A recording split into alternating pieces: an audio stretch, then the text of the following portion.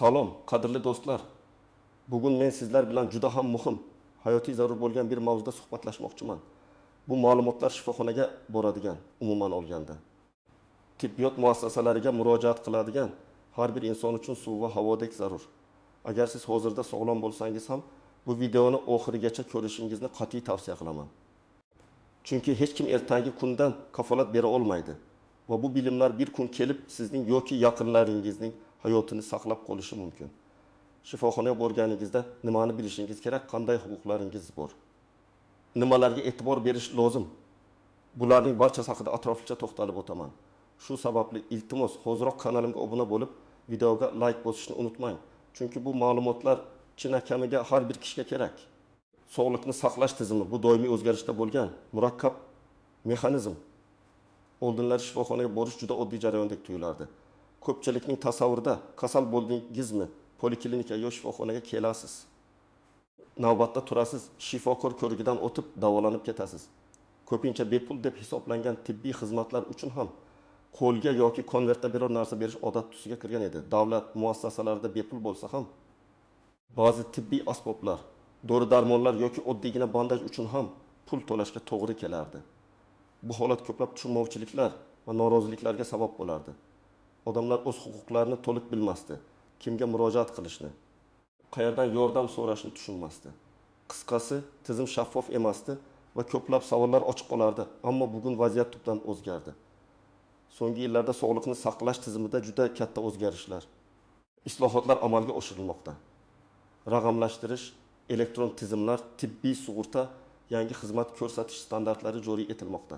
Endi oddiygina kasalxonaga borish ham o'ziga xos qoidalar va tartiblarga ega bo'ldi. Asosiy e'tibor birlamchi tibbiy sanitariya yordamiga qaratilgan bo'lib, oilaviy shifokor instituti kuchaytirildi. Maxsus kasalliklar bo'yicha davlat tomonidan kafolatlangan bepul tibbiy xizmatlar ro'yxati kengaytirildi. Xo'sh, bu o'zgarishlar oddiy aholi uchun nimani anglatadi? Sizning huquqlaringiz va majburiyatlaringiz qanday o'zgardi? Davlat tomonidan qanday bepul xizmatlar kafolatlanadi va qaysi holatlarda pul to'lashga majbur bo'lasiz? Keling, bularni birma-bir chuqur tahlil qilamiz.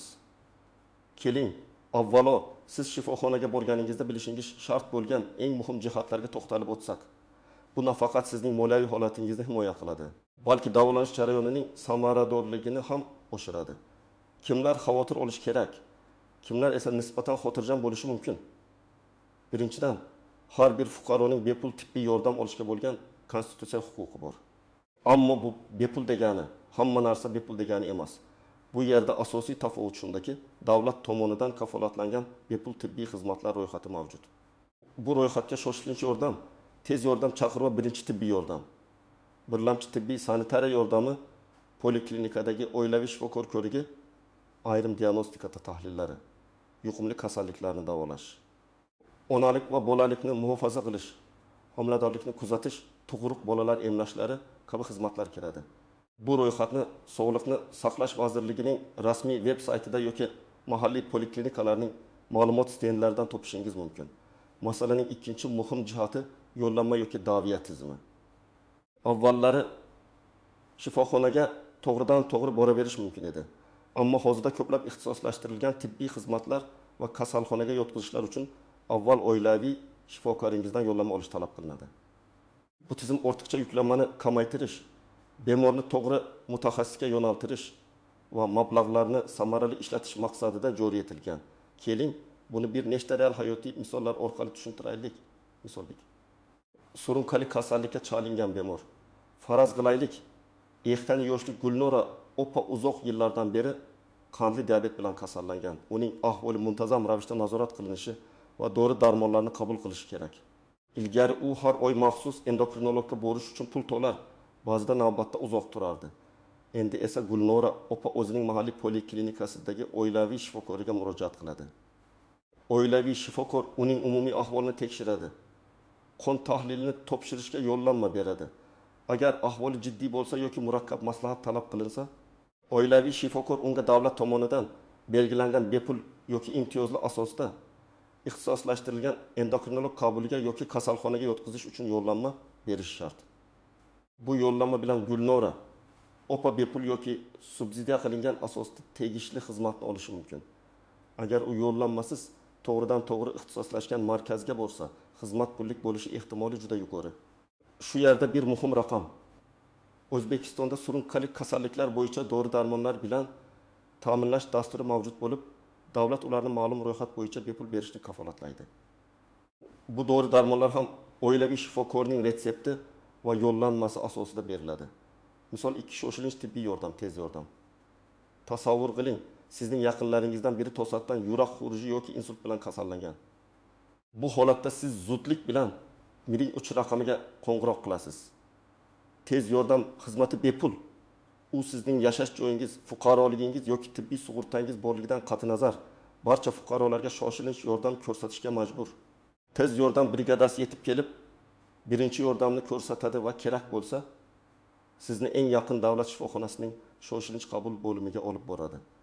Bu yerdan dastlabki diagnostika, ahvolni barqarorlashtirish va hayotni saqlab qolishga qaratilgan barcha choralar bepul ko'rsatiladi. Agar keyinchalik davolanish davlat tomonidan kafolatlangan ro'yxatga kirmasa, o'sha joyda sizga pullik xizmatlar haqida ma'lumot berilishi shart. Ammo hayot uchun xavfli holatda hech qanday to'lov talab qilinmaydi va xizmat ko'rsatishdan bosh tortishga hech kimning haqqi yo'q. Misol 3. Rejali jarrohlik amaliyoti. Aytaylik, sizga oddiygina appenditsitni olib tashlash operatsiyasi belgilangan. Agar bu operatsiya shoshilinch emas, balki rejali tarzda amalga oshiriladigan bo'lsa, avvaliga siz oilaviy shifokoringizga murojaat qilasiz. Oilaviy shifokor sizni tegishli mutaxassisga, masalan, jarrohga yo'naltiradi. Jarroh tekshiruv o'tkazib, operatsiya zarurligini tasdiqlasa, sizga kasalxonaga yotish uchun yo'llanma beradi. Davlat shifoxonasida amalga oshiriladigan bu turdagi operatsiyalar asosan davlat byudjeti hisobidan qoplanadi. Biroq operatsiya va undan keyingi davrda ishlatiladigan ba'zi dori-darmonlar, bir martalik tibbiy asboblar yoki yuqori komfortli palata uchun qo'shimcha to'lovlar talab qilinishi mumkin. Bu pullik xizmatlar ro'yxati va narxlari shifoxona kassasida rasman e'lon qilingan bo'lishi shart. Sizning huquqingiz bu pullik xizmatlar ro'yxati va narxlari bilan tanishish, shuningdek, to'lov amalga oshirilganda kassa cheki talab qilishdir. Narxlar shaffof bo'lishi kerak. Masalan, bitta operatsiyaning umumiy narxi 2 million so'm bo'lsa, shundan 2 million so'mi davlat tomonidan qoplanishi, qolgan 5 ming so'm bemor tomonidan qoplanishi mumkin. Bu farqni tushunish juda muhim. Misol 4. Bolalar emlashlari va profilaktik ko'riklar. O'zbekistonda bolalarni belgilangan emlash taqvimi bo'yicha emlashlar to'liq bepul amalga oshiriladi.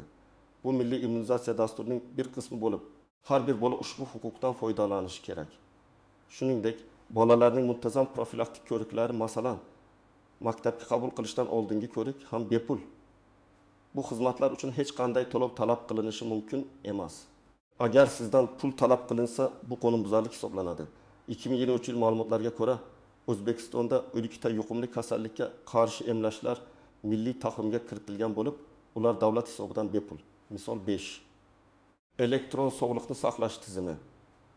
Bugungi kunda sog'liqni saqlash tizimida raqamlashtirish jarayoni faol olib borilmoqda. MyGov portali orqali shifokor qabuliga yozilish, tibbiy ko'riklar va tahlil natijalarini elektron shaklda olish imkoniyatlari yaratilmoqda. Har bir bemorning yagona elektron tibbiy kartasi shakllantirilmoqda. Bu sizga shifokorlar o'z tibbiy tarixingizga to'liq ega bo'lishini va davolanish jarayonini samarali boshqarishini ta'minlaydi. O'zingiz ham istalgan vaqtda o'z tibbiy ma'lumotlaringizni ko'rib chiqishingiz mumkin bo'ladi. Bu xizmatlar ham davlat tomonidan bepul taqdim etiladi. Agar sizga elektron karta ochish yoki unga ma'lumot kiritish uchun pul so'rashsa, bu ham noqonuniy hisoblanadi. Bu misollar shuni ko'rsatadiki, sizning huquqlaringiz va imkoniyatlaringizni bilish shifoxonaga borganingizda juda muhim. Kimki bu huquqlarni biladi, u ortiqcha xarajatlardan saqlanadi va sifatli tibbiy xizmat olish imkoniyatiga ega bo'ladi. Xavotir olishi kerak bo'lganlar o'z huquqlarini bilmaydigan, har qanday talabga ko'naveradigan fuqarolardir. Bilim bu quvvat ayniqsa sog'liqni saqlash sohasida. Endi esa qoidalarning istisnolari, tuzoqlar va kamdan kam uchraydigan, ammo bilishingiz shart bo'lgan nozik jihatlar haqida gaplashamiz.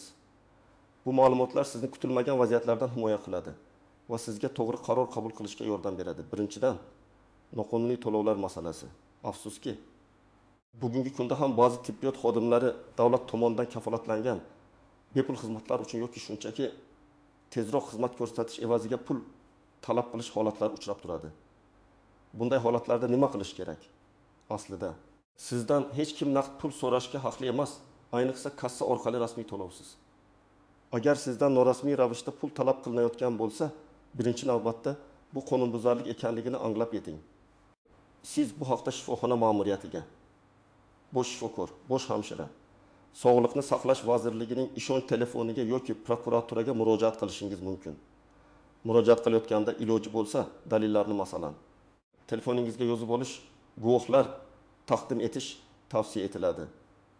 Esda tuting, sizning davolanishga bo'lgan huquqingiz hech qanday qo'shimcha to'lovlarga bog'liq emas. 2023-yil holatiga ko'ra Sog'liqni saqlash vazirligi Gimyoch raqamli ishonch telefoni va rasmiy sayti orqali murojaatlarni qabul qiladi. Ikkinchidan, tibbiy sug'urta va uning ahamiyati. O'zbekistonda tibbiy sug'urta tizimi hali to'liq joriy etilmagan.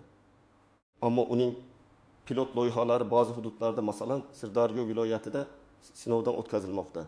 Kelajakda sug'urta majburiy bo'lishi mumkin. Hozirda esa ko'pchilik uchun ixtiyoriy tibbiy sug'urta mavjud. Agar sizda ixtiyoriy tibbiy sug'urta polisi bo'lsa, shifoxonaga borganingizda uni albatta taqdim etishingiz kerak. Sug'urta polisingiz qaysi xizmatlarni qoplashini oldindan bilib oling. Ba'zi sug'urta kompaniyalari nafaqat davolanish xarajatlarini, balki diagnostika, dori-darmonlar va hatto stomatologik xizmatlarni ham qoplashi mumkin. Bu sizga moliyaviy yordam beradi. Sug'urta kompaniyalari orasida qoplash darajasi va shartlarda katta farq bo'lishi mumkin. Shuning uchun polisingizni diqqat bilan o'rganing.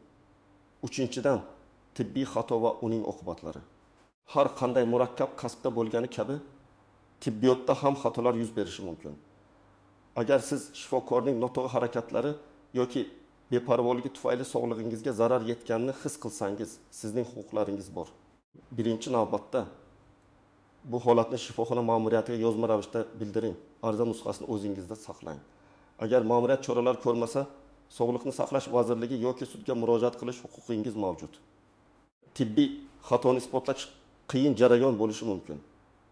Shuning uchun barcha tibbiy hujjatlarni tahlillar, ko'rik natijalari, epikrizlar saqlab qolish juda muhimdir.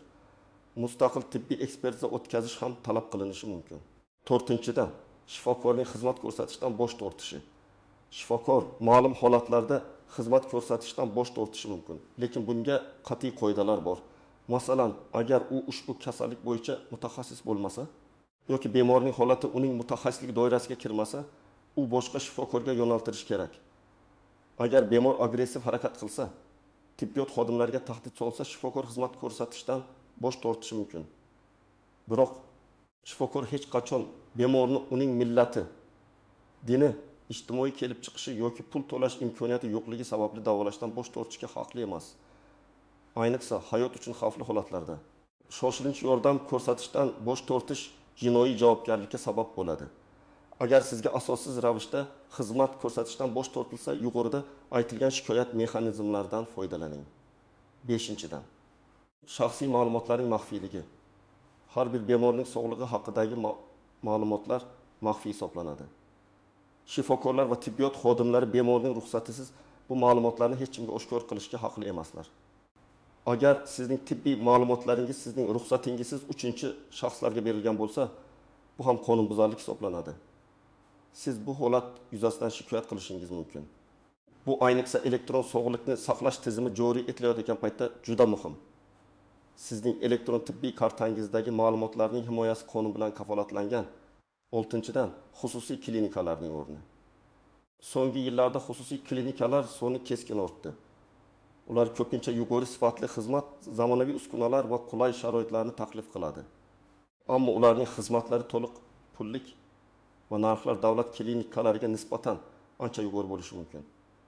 Xususiy klinikaga murojaat qilishdan oldin ularning litsenziyalari borligiga, shifokorlarning malakasiga e'tibor bering. Shuningdek, narxlar jadvali bilan oldindan tanishib chiqing va barcha to'lovlar uchun kassa cheki talab qiling. Ba'zi murakkab operatsiyalar yoki diagnostika usullari xususiy klinikalar tomonidan taklif etilib, davlat muassasalarida mavjud bo'lmasligi mumkin. Bu yerda tanlov sizniki, ammo barcha jihatlarni hisobga olish muhim. Yettinchidan, qishloq joylaridagi tibbiy xizmat. Afsuski, shahar va qishloq joylaridagi tibbiy xizmat sifati va erishish imkoniyatlarida farqlar mavjud. Qishloqlarda mutaxassis shifokorlar yetishmasligi, zamonaviy tibbiy uskunalar kamligi kuzatilishi mumkin. Agar siz qishloq hududida yashasangiz va murakkab tibbiy yordamga muhtoj bo'lsangiz, oilaviy shifokoringizdan shahar markazidagi ixtisoslashtirilgan markazga yo'llanma olishga harakat qiling. Davlat bu yo'nalishda aholi uchun transport xarajatlarini qoplash bo'yicha ham ba'zi dasturlar joriy etmoqda.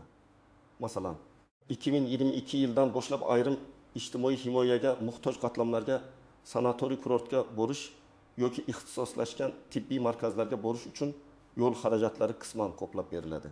Bu nozik jihatlar va istisnolar sizni tayyor bo'lishga va har qanday vaziyatda o'z huquqlaringizni himoya qilishga undaydi. Bilimsizlik qimmatga tushishi mumkin. Shuning uchun har doim ma'lumotli bo'lishga intiling.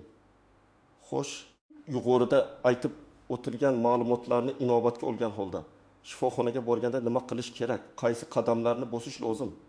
Keling, aniq va amaliy tavsiyalarni ko'rib chiqamiz. Bu ko'rsatmalar sizni ortiqcha bosh og'riq va moliya yo'qotishlardan himoya qiladi. 1. Hujjatlaringizni tayyorlab qo'ying. Har doim shifoxonaga borganda o'zingiz bilan shaxsni tasdiqlovchi hujjat, pasport yoki ID karta. Bolalar uchun tug'ilganlik haqidagi guvohnoma va agar mavjud bo'lsa, tibbiy sug'urta polisingizni olib boring. Sug'urta polisingizning nusxasi ham sizda bo'lishi ortiqchalik qilmaydi. Bu hujjatlar sizning shaxsiy ma'lumotlaringizni tasdiqlash, elektron tibbiy kartangizni topish va davolanish huquqingizni ta'minlash uchun zarur. Hujjatlarsiz ko'pincha xizmat ko'rsatish murakkablashadi. 2. Oilaviy shifokoringizni biling va u bilan muntazam aloqada bo'ling. O'zingiz yashaydigan hududdagi poliklinika va oilaviy shifokoringiz kimligini bilib oling. Kasallik alomatlari paydo bo'lganda avval oilaviy shifokoringizga murojaat qiling.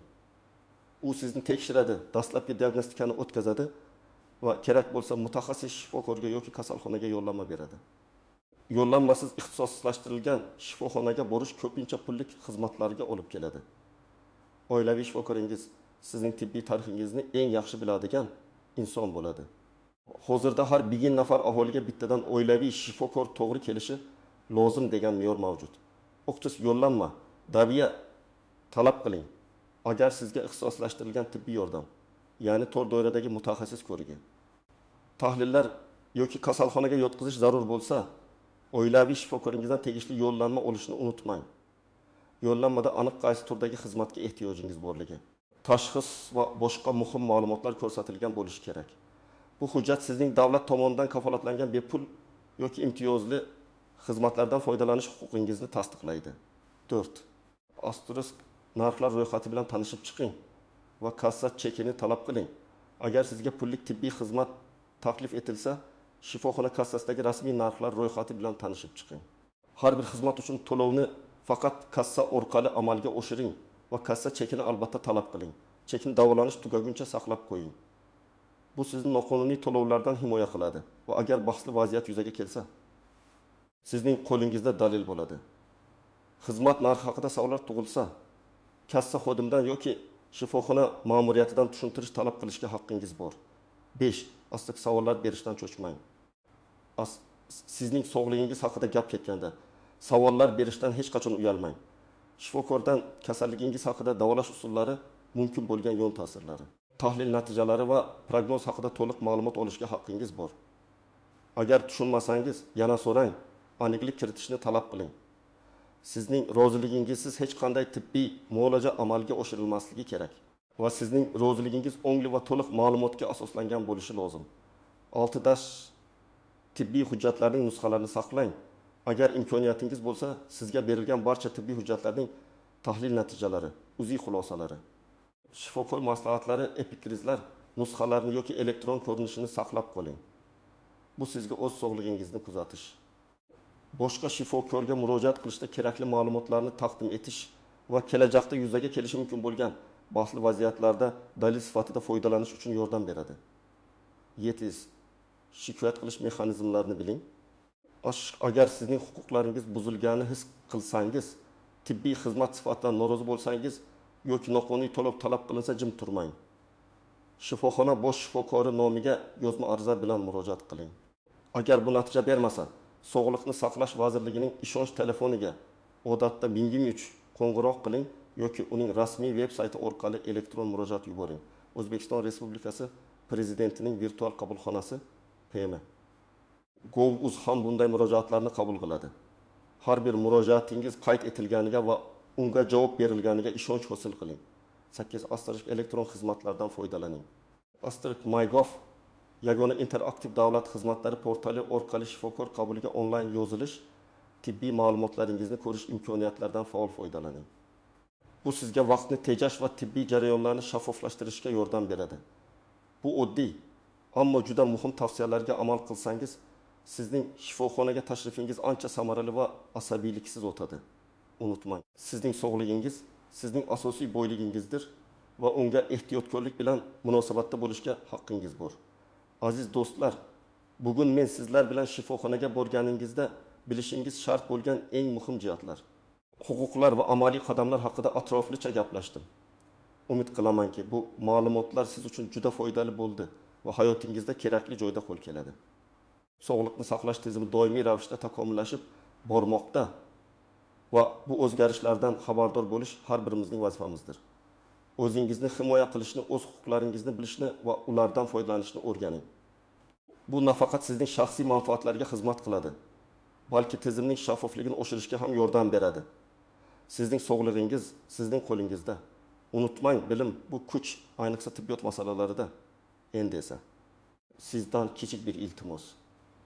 Bugungi videoda aytilganlar haqida o'z fikringizni, boshdan kechirgan tajribalaringizni sharhlarda yozib qoldiring. Sizning qaysi masalalar bo'yicha ko'proq ma'lumot olishni istayotganingizni bilish men uchun juda muhim. Shuningdek, videoga like bosishni va kanalimga obuna bo'lishni unutmang. Bu kanal yanada ko'proq foydali ma'lumotlar bilan boyib borishga yordam beradi. Sog'lom bo'ling va o'zingizni asrang. Keyingi videolarda ko'rishguncha